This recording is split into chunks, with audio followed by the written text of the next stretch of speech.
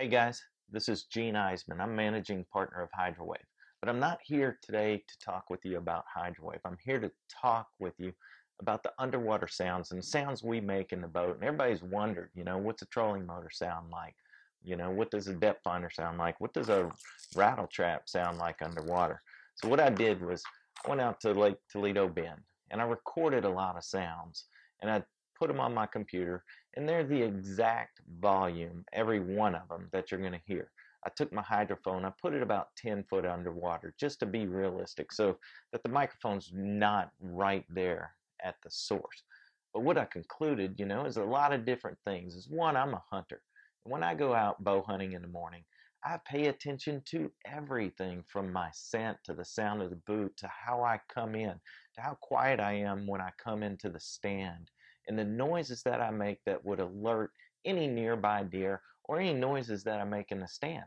But it seems that we all go fishing and we all just don't care. We sit back there and we talk. We don't make silent cast into the water. We're on the trolling motor way too much. So what I wanted to do today is show you the sounds we make and give you a little brief description about each one, how I got it, and what it really means to your fishing. The first sound I'm going to do today is basically putting your trolling motor down and then the sounds of the troll motor as you're going up and down the bank. Now, it's important to listen to this as you deploy your trolling motor. I never paid that much attention. I'd jump on a deck, pop the handle, and throw the trolling motor down. And it's like an alert call. I've never experienced something that loud underwater, except for maybe a couple other things. So I'm going to play that sound right now and let you listen to it and just see the impact you make when you just slide up and throw your trolling motor down. One of the coolest things is the amount of noise your trolling motor makes, so we'll just go through the regular part of fishing, put the old troll motor down. You think he kind of was quiet.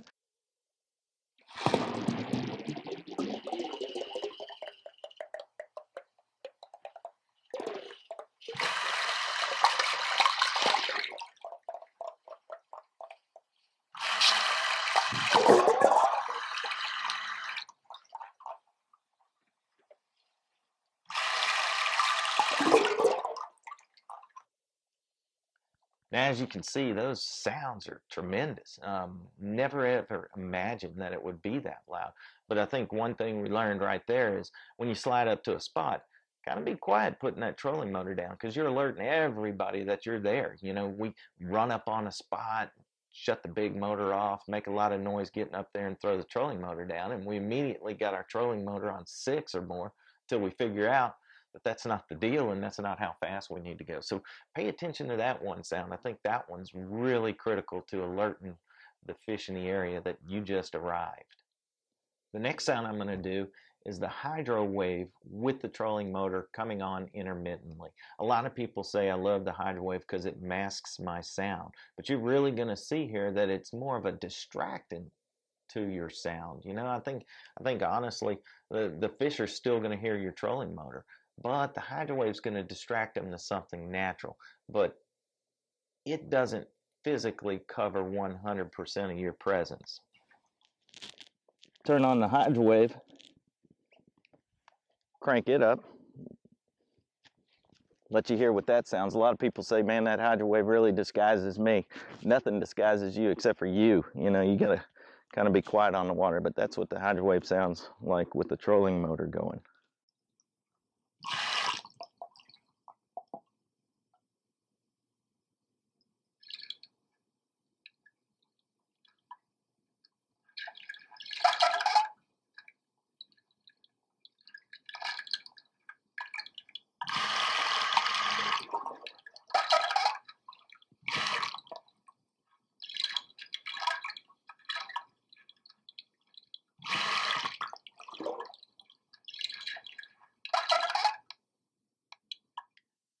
But as you can see, You know, the trolling motor makes a significant amount of sound. Even on high volume, the hydro wave's not going to mask it. It'll distract them, as you heard, but it's not going to be a 100% mask.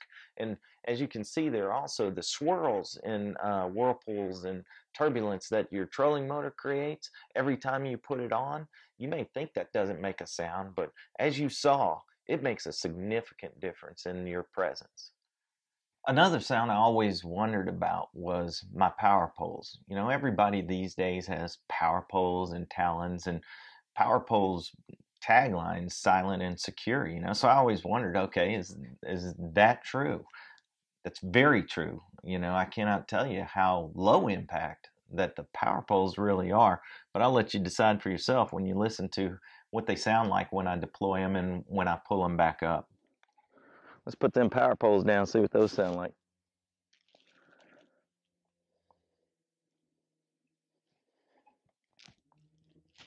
Put them back up.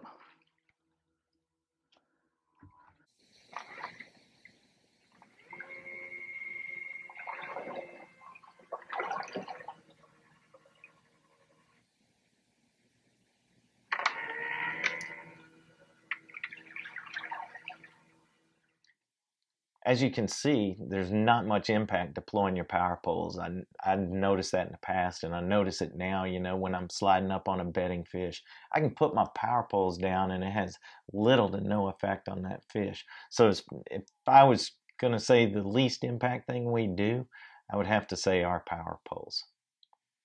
The next sound I'm going to talk about is actually the rattle trap. How much noise it actually makes. I'm going to use the Yozuri rattling vibe. That's the one I love and I had on tied on. It's the same one that Jeff Creek came in second on the Bassmaster Classic. Basically led it 3 days with this one single lure. But as you can see, you know, those rattles in there make a lot of noise, and I was curious what they make underwater. And this is what I concluded. There is nothing noisier underwater than a rattle trap. I'm going to show you a sound, and basically it's me casting out. The first thing you can hear is I made like a 30-40 yard cast, and you can literally hear the thing splash when it hits.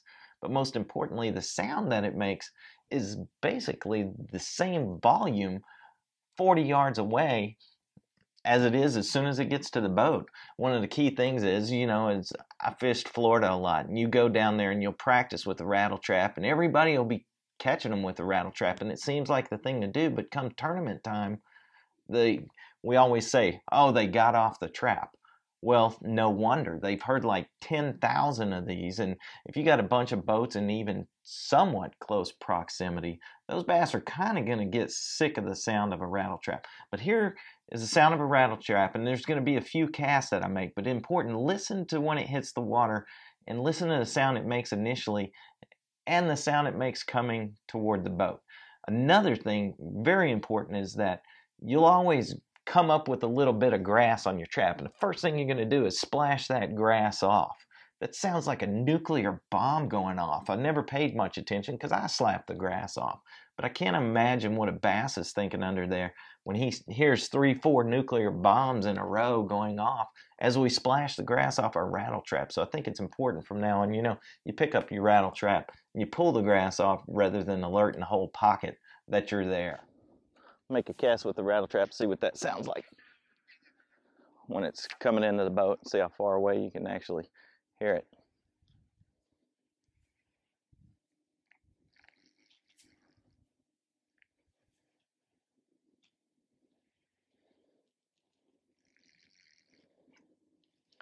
This is an interesting one that I wanted to know about. Haven't heard it yet, but they'll proverbial get a bunch of grass in your rattle trap. Bring that old grass up to the side of the boat. We're too lazy to pull it off, so why don't you swack it off and see what it does to this quiet little cove we're in.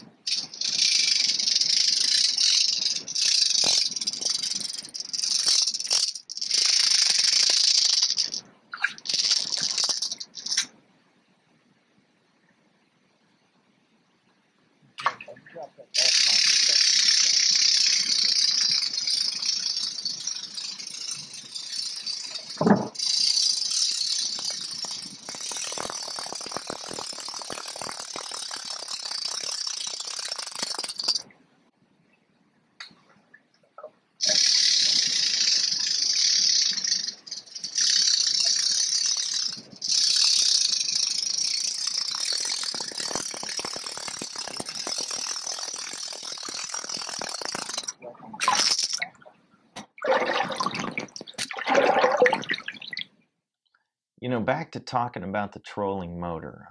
We all know it makes a significant sound, and I basically don't know what we can do about it. That over time, troll motors will get more quiet. One thing recently that's come out, I was given one. It's by R2 Innovations. It's basically a prop nut. It has a significant impact on the noise your trolling motor makes. I don't know why. I think basically because the wing nut catches too much water as an airfoil or whatever. But I took my wing nut off of my motor guide trolling motor and then basically stuck this prop nut on there. I told you earlier, there's a difference between your prop with your regular standard motor guide screw and the new prop nut.